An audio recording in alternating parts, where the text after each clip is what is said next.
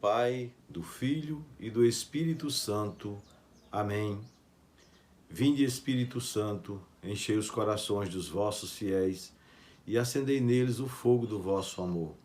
Enviai, Senhor, o vosso Espírito, e tudo será criado, e renovareis a face da terra. Oremos, ó Deus, que instruíste os corações dos vossos fiéis, com a luz do Espírito Santo. Fazei que apreciemos retamente todas as coisas, segundo o mesmo Espírito, que gozemos sempre de sua consolação, por Cristo nosso Senhor. Amém. Olá, povo de Deus. Que bom podermos nos encontrar novamente. Que alegria poder estar fazendo novamente este vídeo, para que possamos, dentro do nosso propósito, aprofundarmos os nossos conhecimentos, nos aproximarmos de Deus. Então, damos graças a Deus pela sua vida, por você estar mais uma vez aqui conosco. Deus seja louvado por isso. E olha, nós já estamos hoje no 5º momento. Que coisa boa, graças a Deus. Estamos no 5º momento. E hoje nós vamos falar um pouquinho sobre o 4º livro do Pentateuco, que é o livro de Números, não é? É um livro que fala sobre a peregrinação do povo no deserto. Então nós vamos conversar um pouquinho sobre ele hoje. É o 4º livro do Pentateuco. Relembrando aqui que o nosso objetivo é sempre de atuar como facilitador, né? Visando, ao final dos nossos encontros, ter contribuído para o enriquecimento dos nossos conhecimentos, nos tornando mais próximo de Deus pelo estudo da palavra. Esse é o nosso objetivo.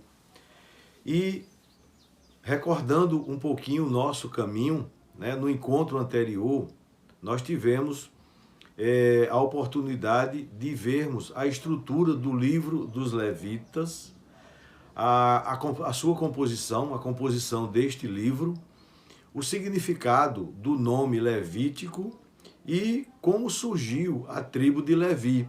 Então, façamos esse momento de recordação, né, para clarearmos melhor os nossos caminhos, até porque há uma continuidade agora nesse livro que nós iremos estudar, que é o livro de Números, né? Então, o livro de Números, ele recebeu 2 nomes, né? Um nome na versão grega, que é Números, e um número na versão hebraica, que é no deserto. Então, na versão grega, Números, e na versão hebraica, no deserto. Embora que na Bíblia, né, está escrito o nome Números, né? É o 4º livro do Pentateuco, o quarto livro da Torá. Então esse livro se chama Número porque nele há 2 contagens do povo.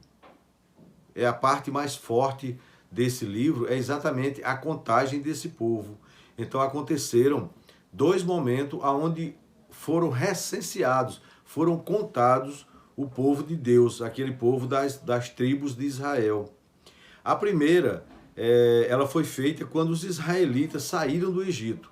Logo que saíram do Egito, né, foi ordenado a Moisés que fosse feita uma contagem. E aí foi feito o primeiro recenseamento, que está exatamente descrito no capítulo 1 deste livro, no capítulo 1 do livro de Números, né? E o outro recenseamento, a outra contagem, ela foi feita somente 40 anos depois, mais tarde, né? Antes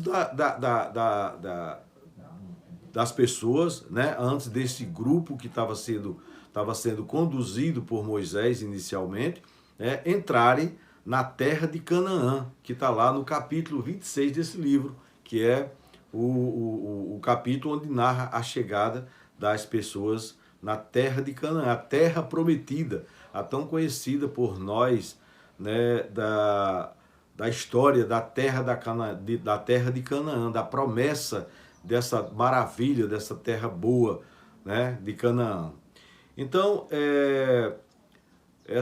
A parte no deserto, a primeira foi Números, né, que tem a ver com os 2 censos que foram realizados. E a segunda, o nome, é No Deserto, que é na versão hebraica, que é a narrativa dos fatos que desenrolaram no Monte Sinai, no deserto de Cádiz e na planície de Moabe.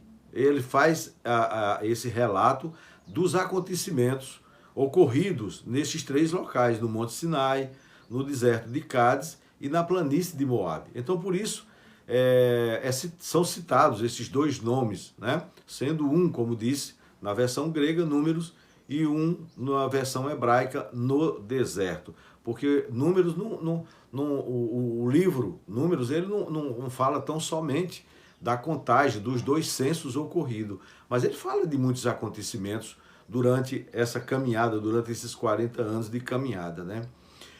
O livro de Números é a história de um povo que muitas vezes ficou desanimado, sem acreditar que realmente poderiam um dia chegar à terra prometida.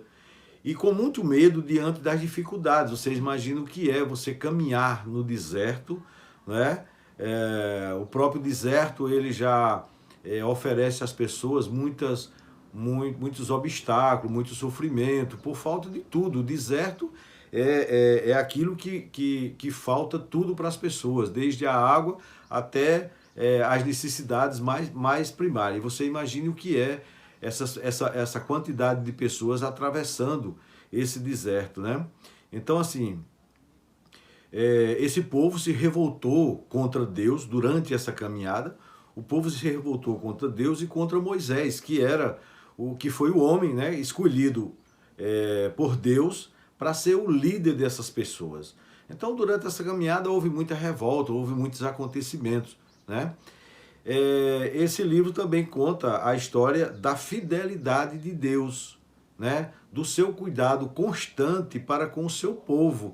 Aí, assim, é um destaque muito grande, porque essa fidelidade de Deus, né, tem o seu princípio lá na retirada do povo da escravidão no Egito, né? Desde o momento em que Deus escolheu uma pessoa para ir ao faraó e dizer para ele que era necessário libertar o seu povo da escravidão, né?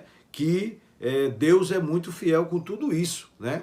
Agora, quando a gente adentra, né, nos capítulos e nos versículos desse livro de Números, a gente vê as infidelidades que acontecem, né, com Deus e com Moisés mesmo, porque as pessoas já estavam com tanto medo, tão desanimado, com tanto sofrimento, né, que aí perderam muitas vezes a confiança de que um dia poderiam alcançar essa terra tão maravilhosa que era a terra de Canaã, né? O povo realmente ficou fraco e, em virtude dessa fraqueza, começou a acontecer a desobediência, né? E é muito importante, eu queria citar para vocês aqui o capítulo, entre os capítulos existentes nesse livro, eu queria ressaltar um capítulo, que é o capítulo 14, né? É um capítulo, digamos assim, onde aconteceu quase que uma ruptura, né, entre o povo e Deus, porque assim foi muito forte. E aí, exatamente nesse capítulo, Moisés age sabiamente, pedindo a Deus que perdoasse, apesar da infidelidade do povo, de não saber agradecer, de ter sido tirado da escravidão do Egito, mas as pessoas, Moisés pediu a Deus, né, que os perdoasse, apesar de tudo, apesar daquela descrença, né? E no livro 14, desculpem, no capítulo 14 desse livro, do versículo 1 em diante, ele diz assim: então toda a comunidade elevou a voz, puseram-se a clamar, e o povo chorou aquela noite. Todos os filhos de Israel murmuraram contra Moisés e Arão, e toda a comunidade lhes disse: antes tivéssemos morrido na terra do Egito, estamos morrendo neste deserto. E por que Yahvé nos traz a essa terra para nos fazer perecer a espada, para entregar como presa as nossas mulheres e as nossas crianças? não nos seria melhor voltar para o Egito? E diziam uns aos outros: escolhamos um chefe e voltemos para o Egito. Então aí esse momento aqui do capítulo 14 é um momento de muita angústia que o povo passou, e se entendermos pelo lado da benfeitoria que Deus fez através de Moisés e Arão, de retirar o seu povo do Egito, mas chegou um momento em que as pessoas disseram assim: puxa vida, era muito melhor que a gente tivesse ficado no Egito, porque lá, sei lá, a gente tinha água, tinha comida, estava sofrendo como escravo, mas pelo menos a gente tinha essas coisas. E nós fomos tirados de lá, né, por Moisés e por Arão, exatamente para que nós morramos aqui no deserto, por falta de tudo. Então esse foi um momento assim de um estresse muito grande, em que as pessoas perderam muito a fé de que poderia chegar à terra prometida. Então,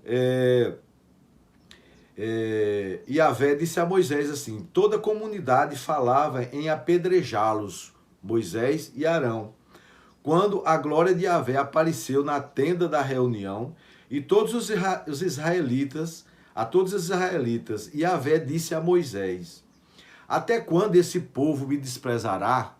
Veja bem como Deus estava, digamos assim, com raiva naquele momento daquelas pessoas que ele salvou e tirou lá do Egito, né? Até quando esse povo me desprezará? Até quando recusará crer em mim, acreditar que realmente iriam chegar à terra prometida, né? Apesar dos sinais que fiz no meio deles, vou feri-los com penitência e deserdarei. De ti, contudo, farei uma nação maior e mais poderosa do que este povo.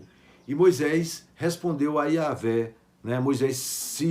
Naquele momento ali, Moisés viu que a coisa ia, digamos assim, ia ficar muito ruim para o lado dos israelitas. Então Moisés disse assim: os egípcios ouviram que pela tua própria força fizeste sair este povo do meio dele. Disseram-lhe também aos habitantes desta terra: souberam que tu, Yahvé, estás no meio deste povo, ou seja, Deus estava junto daquele povo ali. A quem te fazes ver face a face, olha que coisa boa, que és tu, Yahvé, cuja nuvem paira sobre eles, que tu marchas diante deles de dia numa coluna de nuvem e de noite numa coluna de fogo, né? Deus sempre caminhou no deserto, conduzindo o seu povo, tomando conta do seu povo, de dia com uma nuvem, de noite com outro tipo de nuvem, que era uma coluna de fogo para guiá-los, né? Se fazer parecer este povo como um só homem, as nações que ouviram falar de ti vão dizer: Yahvé não conseguiu fazer este povo entrar na terra que lhes havia prometido com juramento, e por isso o destruiu no deserto. E aí no final, Moisés diz o seguinte: Deus, né, Yahvé, perdoa esse povo, pois a falta deste povo, segundo a grandeza da tua bondade, tudo conforme tens tratado, desde o Egito até aqui. Então Deus, Moisés, pede a Deus que tenha misericórdia daquele povo, apesar da infidelidade, né? Tenha paciência com esse povo, que eles estão realmente num estresse muito grande. Então perdoe, né? Perdoe esse povo, não faça isso. E Moisés agiu mais uma vez em favor desse povo, né? Dos israelitas, né? E aí, essa fidelidade de Deus, ela aconteceu até o final, apesar, né, de muitos acontecimentos, né? Você vê, o maior de todos foi esse, que as pessoas até disseram: pô, a gente prefere voltar para o Egito do que ficar aqui sofrendo no deserto, a gente vai morrer todo mundo aqui, né? Um momento de muita dificuldade, né? E Moisés estava ali intercedendo, trazendo as mensagens que Deus, que Yahvé mandava para o povo, né? Passava para Moisés, Moisés vinha e passava para o povo, né? Esse livro é uma narrativa histórica, né? Ele conta os fatos ocorridos, e ele nos fala sobre um período de 40 anos da história do povo hebreu. 40 anos da história do povo hebreu. Esse povo, ele andou por 40 anos, aproximadamente 40 anos, é citado 40 anos, né? Em círculo no deserto. imagina o que é isso, né? Andar 40 anos em círculo no deserto, saído do Egito em busca da terra prometida, a terra de Canaã. E esse povo ficou andando durante 40 anos no deserto. Dá para a gente imaginar o que é isso, né? A terra prometida que emana leite e mel era o grande objetivo. Foi por isso que Deus disse, olha, eu vou tirar vocês da escravidão do Egito e vou levá-los para uma terra aonde mana leite e mel. Quer dizer, há uma fertilidade muito grande nessa terra de Canaã, né? E assim, vocês imaginam o que é que pode ter acontecido durante 40 anos no deserto, esse povo todinho sendo conduzido por Moisés e por Arão, né? Aconteceram, né, nesse livro, 2 censos, né? E entre um censo e outro, né, uma geração inteira morreu. Uma geração inteira morreu entre o primeiro censo e o segundo censo. Nesse censo que ocorreram, apenas os homens com mais de 20 anos foram contados, né? E eram contados tribo a tribo, né? No livro, ele inclusive faz o relato com o nome e a quantidade de pessoas que foram recenseados naquele censo, naquela tribo, né? A quantidade de homens que foram recenseados. E eram contados somente os homens com mais de 20 anos, né? Porque, digamos assim, eram aquelas pessoas que poderiam ser disponibilizadas para uma possível combate, para uma possível guerra. Então era contado os homens. Então cada tribo sabia quantos homens tinha disponível acima de 20 anos. E no primeiro censo foram contados 603.550 homens acima de 20 anos, fora mulheres, crianças que não foram contadas, né? Primeiro censo, 603.550 homens. No segundo censo, que aconteceu 40 anos depois, foram contados 601.730 homens, também nessa mesma faixa. A orientação era a mesma, tanto para o primeiro censo como para o segundo censo.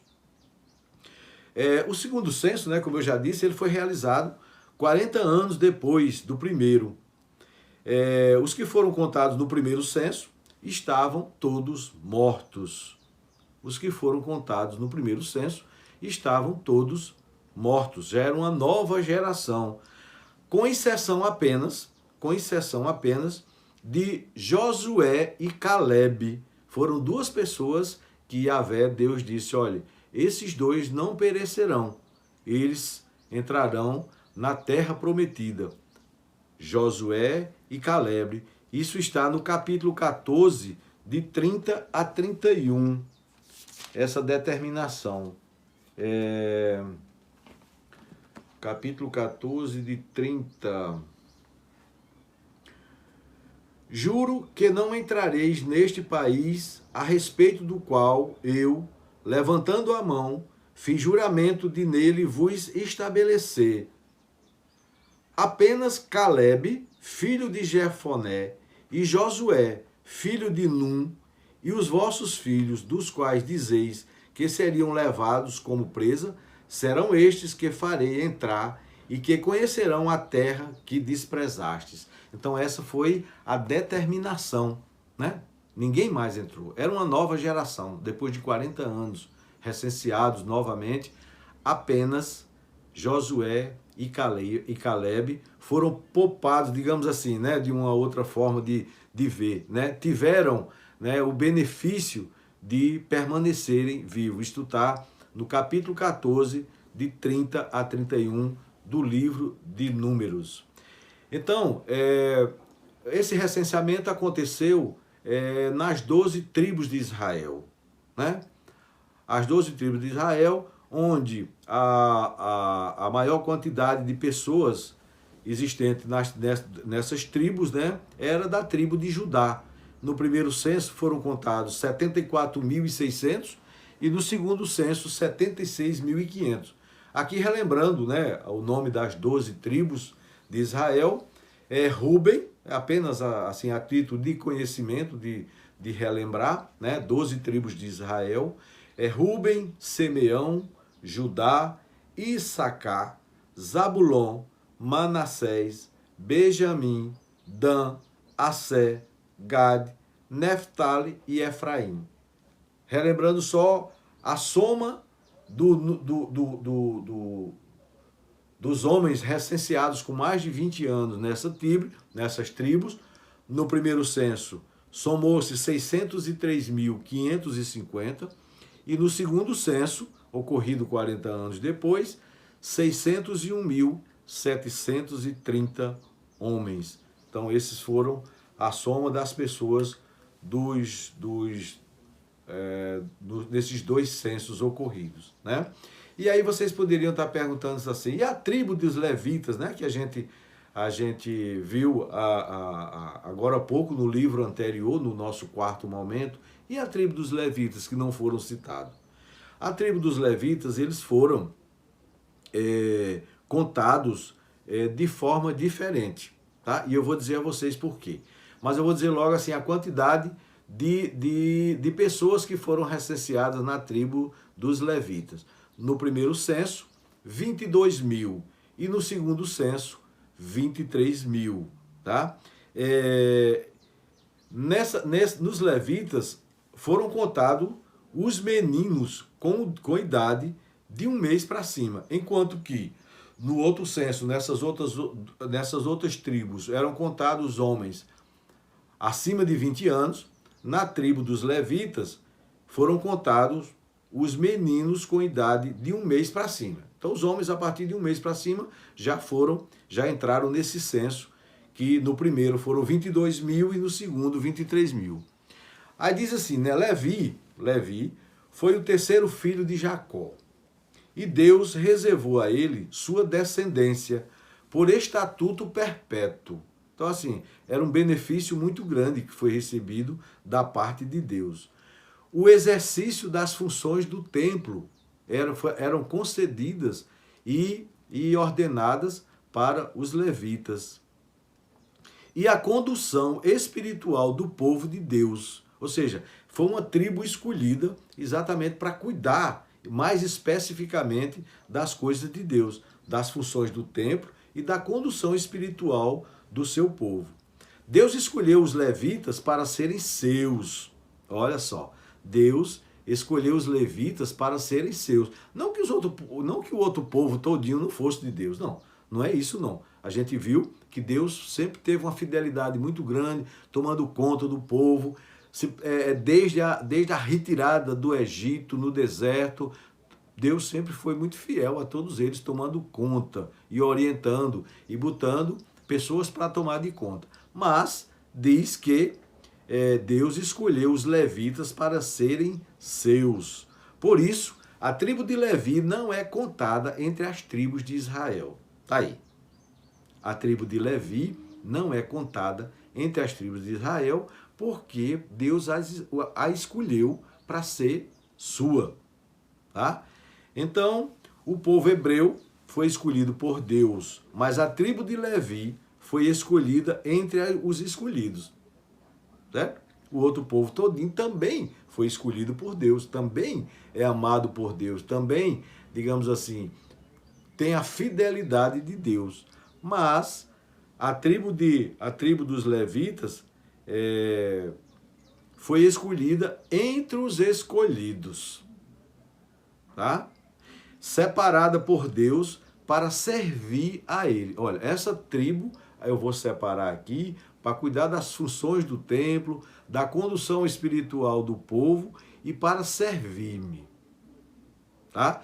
Lembra anteriormente que era dessa tribo que saíam os sacerdotes, né? No momento anterior nós vimos isso, né?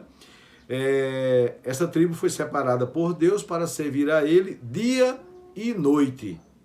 Servir a ele dia e noite. Os levitas são de propriedade exclusivas do Senhor.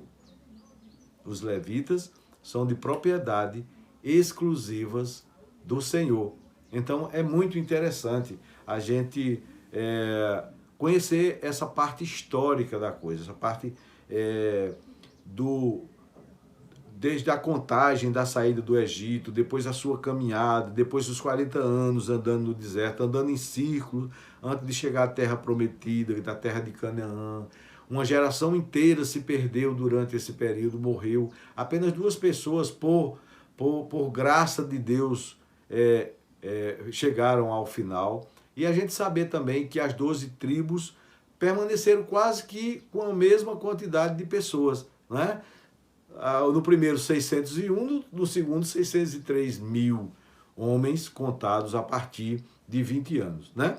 E esse livro recebeu esse nome de números, mais especificamente por causa desses 2 recenseamentos que estão no capítulo de 1 a 4 desse livro, né? Embora tenha todo um desenrolar que mereça ser estudado, visto, que é a passagem desse povo pelo deserto. É importante que a gente adentre para que a gente sinta, né, o que imagine, se coloque naquele lugar, naquela época, com todas as dificuldades e a fidelidade de Deus e a nossa infidelidade para com Ele, né?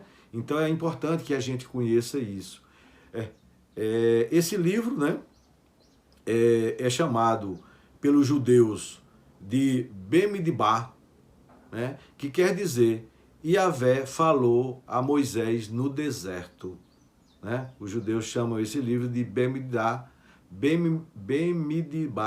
né? Me perdoe se a pronúncia não é essa, né?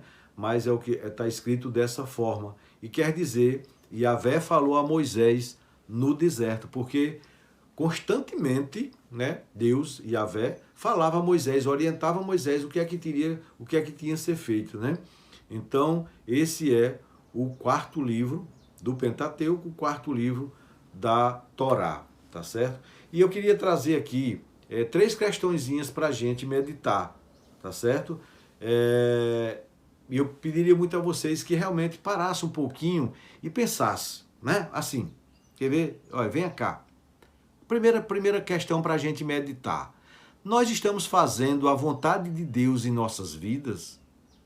Pergunte, né? Faça essa pergunta a você mesmo. Eu estou fazendo a vontade de Deus em nossas vidas? Porque quando Deus tirou as pessoas daquele sofrimento, não foi para colocar em outro sofrimento, obviamente. Deus queria que acontecesse o melhor para aquelas pessoas. Sofrendo eles já estavam, né? Mas assim, muitas vezes as pessoas não entenderam a vontade de Deus, né? E aí começaram a bravejar, a dizer que iam escolher outras pessoas. E aí eu pergunto assim, meditemos. Nós estamos fazendo a vontade de Deus em nossas vidas? Pense. A segunda questão para a gente meditar é a seguinte. Há quanto tempo, preste atenção, há quanto tempo você está andando em círculo no deserto? Eita! Há quanto tempo você está andando em círculo no deserto? Qual a orientação que você está tendo para caminhar no verdadeiro caminho da luz, para buscar o verdadeiro caminho da salvação? Ou você está rodando, está só andando em círculo, sem sair do canto, sem crescer? Há quanto tempo você está andando em círculo no deserto? A terceira questão para a gente meditar é a seguinte: por quantas vezes você já pôs Deus à prova? Porque nesse momento aqui, as pessoas muitas vezes e fizeram, colocaram Deus à prova. Olha, nós não acreditamos, não é isso que a gente queria, não era isso que a gente esperava. E aí eu pergunto a vocês, por quantas vezes nós já colocamos Deus à prova? Ah, Deus, eu peço tanto, né? Mas o Senhor não me atende, o Senhor não me ouve, né? Eu te peço tantas coisas, a minha vida está assim, está assada, e o Senhor não olha para mim, né? Olha, tenha cuidado com essas questões. Quando você pensar, analise se você não está pondo Deus à prova. Deus só quer aquilo que é melhor para cada um de nós. Deus só quer a nossa salvação. Deus não quer perder nenhum de nós. Tenha certeza absoluta disso. Deus não quer perder nenhum de nós. Tá bom? Então essas questões, essas 3 questões que eu disse para a gente meditar, elas vão estar na descrição do vídeo, né? Bem como a estrutura do livro do Êxodo, né? Desculpa, do livro de Números, que também vai estar ali descrita, né? E eu queria só passar muito rapidamente aqui a descrição do livro, a estrutura do livro de Números, né? Primeiro, o primeiro capítulo vem o recenseamento, que vai do capítulo 1 ao capítulo 4. O segundo, ele trata de leis diversas, as leis que ordenavam de como proceder naquela caminhada, né? Vai do capítulo 5 ao capítulo 6. Terceiro, oferenda dos chefes e consagração dos levitas. Ele vai do capítulo 7 ao capítulo 8. No quarto, a Páscoa e a partida. Vai do capítulo 9 ao capítulo 10. No quinto, etapas no deserto, que vai do capítulo 11 ao capítulo 14, que foi onde eu parei um pouco mais, para que a gente meditasse um pouco sobre essas questões desse grande momento, né, de estresse que aconteceu lá. Então, etapas no deserto, do capítulo 11 ao capítulo 14. No sexto, disposição sobre os sacrifícios, poderes dos sacerdotes e dos levitas. No momento anterior, a gente estudou um pouquinho sobre a questão dos sacrifícios, né? Holocausto, oblação, nós tivemos a oportunidade de ver um pouquinho. No sétimo, é a descrição de Cádiz a Moabe, né? De Cádiz, o deserto de Cádiz, a planície de Moabe, que vai do capítulo 20 ao capítulo 25. No sétimo tem as novas disposições, do 26 ao 30, e no nono, despojos de guerra e partilha, né? A partilha das coisas entre as tribos de Israel. É muito interessante porque assim, tudo está muito bem delineado, tudo está muito bem escrito e orientado de como deveria acontecer as coisas naquela época para todas aquelas tribos. Então esse capítulo, esse livro, Números, ele contém 36 capítulos, tá? 36 capítulos e 1.288 versículos. Então essa é a estrutura do livro de Números, tá certo? Então, fica aqui mais uma vez o meu agradecimento pela participação de vocês, né? Eu espero que eu possa ter contribuído com alguma coisa no crescimento dos seus conhecimentos, né? Deus seja louvado por isso. E peço agora a Deus, né, que nos abençoe, né? E que sempre vocês permaneçam na divina proteção de Deus. Um grande abraço e até o nosso próximo encontro. Fiquem todos com Deus.